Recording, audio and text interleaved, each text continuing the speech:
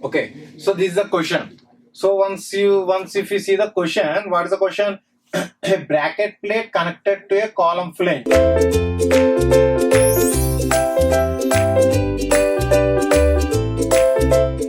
So this is a bracket plate is connected to a flange of a column. So this is a flange of a column.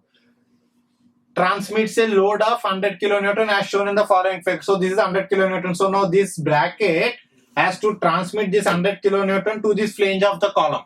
Okay, column flange. So now he's asking us to find the maximum force for which the bolt should be designed is. That's it. So in this he's asking us to find what is the maximum force for which the bolt should be designed. That's it. But in the given question there exists 5 bolts. Now which bolt is subjected to the maximum resultant force? Come on, tell me. So by looking this, there exist 5 bolts. But in the question, it is simply mentioned find the maximum force for which the bolt should be designed. So what is meant by that? Here we have to locate the critical bolt. Agree or not? Here we have to locate the critical bolt. So we have seen the definition of the critical bolt. What is meant by critical bolt? The bolt which is subject to the maximum resultant force is known as critical bolt. So here 5 bolts are there. So out of these 5 bolts, we have to find out which is critical bolt. Now tell me what are the conditions for the critical bolt.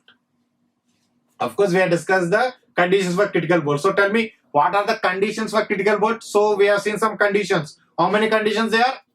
3 conditions. Yes or no? So there are 3 conditions. So tell me what are those 3 conditions for the finding out the critical bolt. So those conditions are, first is R should be maximum. Yes or no? Theta should be minimum. That is the second condition. Next is the bolt should lie near to the line of action. Clear or not? So now for this bolt, here is the CG. Yes or no? So exactly at this bolt, there lies a CG. So now, accept this. Why? Because this bolt lies exactly at the CG. Radial distance of this bolt is 0. But remaining bolts are having same radius. Yes or no? So R is maximum for all 4 except the center bolt. So leave that center bolt. Now we are left with 4 bolts. Now out of those 4 bolts, theta should be minimum. Yes or no? Theta should be minimum. And that too come to the third. So as of now, just forget about the second point. Theta is minimum. So we know that theta if and only if we draw the direction of that forces, okay, F1 and F2, then only we came to know the values of theta. Before that, what is the third point? The bolt should lie to the line near. Bolt should lie near to the line of action of force. So by going through the first condition R, we can eliminate this fifth weight. Now we are left with 1, 2, 3, 4. So out of these 4, these 2 lies near to the line of action of force. Yes, sir? In comparison with these 2 will lie near. So eliminate these 2 also. Eliminate those 2 also. So now we are left with this and this. So name it 1 and 2. Name it 1 and 2. So finally, upon applying those 3 conditions, so 1 and 3, we came to know that 1 and 2 bolts are critical bolts. Now theta should be minimum. So for that, take again that group. So I am taking that bolt group here.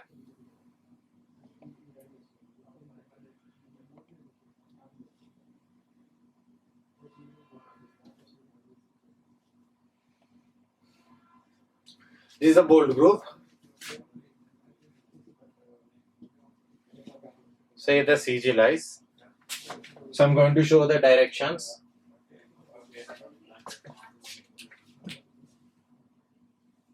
This is R1, R2, R3, R4. Okay. So now tell me the forces, direction of the forces. F1 we know always vertically downward. So this is F1, F1, F1, F2. And F2 is, what is the direction of F2? F2 is perpendicular to the radial distance. So for this also it is a downward, okay. F1. So what is F2? Perpendicular to the radius. So this is perpendicular to the radius, like this. Perpendicular to the radius. Now we know the angle between these 2 is theta 1. Agree? So here also perpendicular. Why? Because it should produce clockwise movement about the CG. So F2. Here F2. Here F2.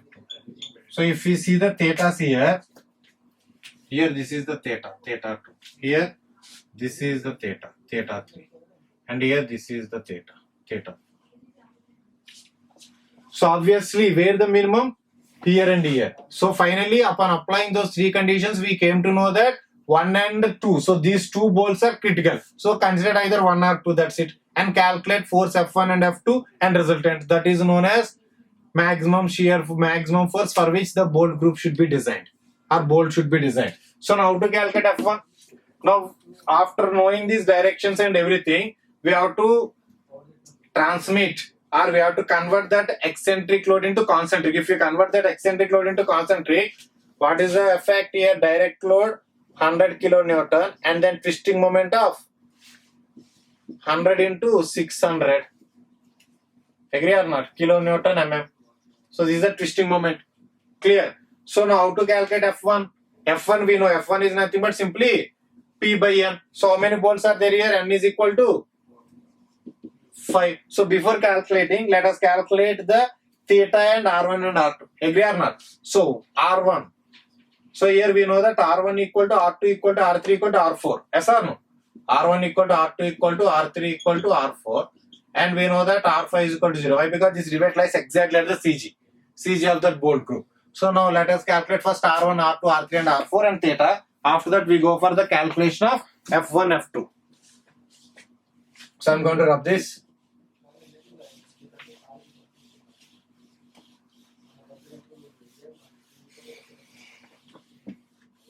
R1 is equal to under root. So how much this distance given in the question? 75. This is 75.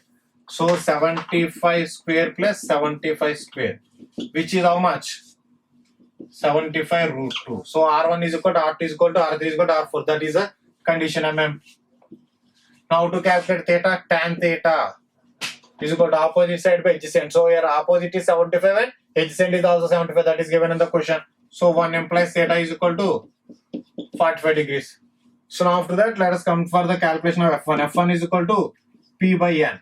So what is P there? 100. And N is 5. How much it is? 20 kilonewton. That is F1. Now coming to F2. How to calculate F2? Tell me the formula for F2, everyone. Come on.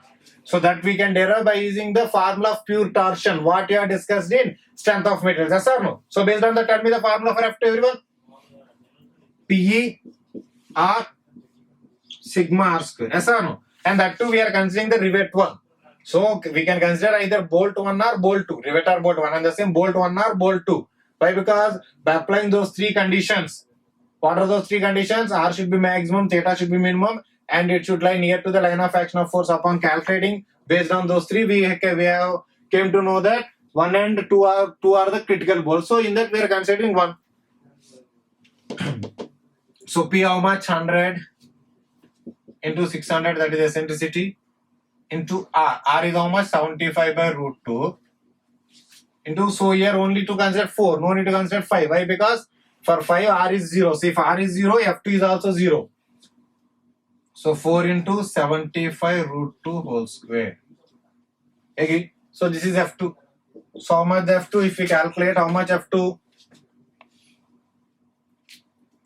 175 root 2 and this will get cancelled.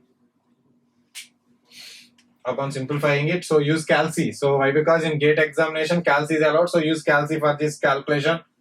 So 100 into 600 divided by 4 into 75 into root 2. So it is 141.42. The value of it is 141.42 kilonewton. Yes or no? So we know F1 and F2 and theta. So find out resultant FR. What is the formula for FR? F1 square plus F2 square plus 2F1 F2 cos theta. Second, substitute under root. F1 is 20 square. So come on, use the calcis. Use the calcis and evaluate the value fast. So F1 how much? 20 square plus F2 141.42 whole square plus 2 into 2 into 20 into 141.42 into cos 45. So how much the answer? So finally, so it is 20 square plus 141.42 square plus 2 into 20 into 141.42 into cos 45. Come on, substitute and tell me fast. So FR comes out to be 156.2 kilonewton. So this is the force for which we have to design the given bolted connection. So how simple it is.